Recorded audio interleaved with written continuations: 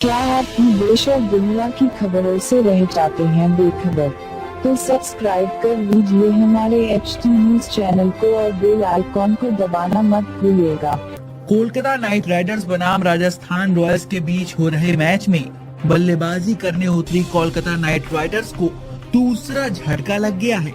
जी हां, Kolkata night Riders ने 70 run पर अपना दूसरा विकेट गंवा दिया है।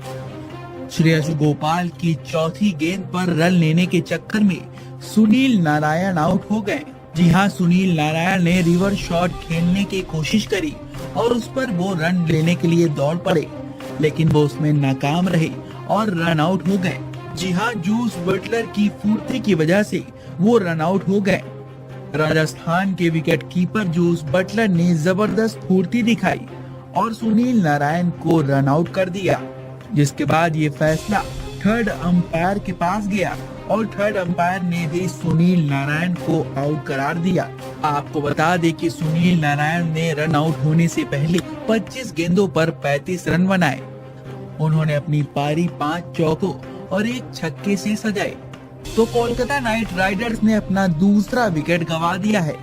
सुनील नारायण 25 गेंदों पर 35 रन बनाकर आउट हो गए हैं।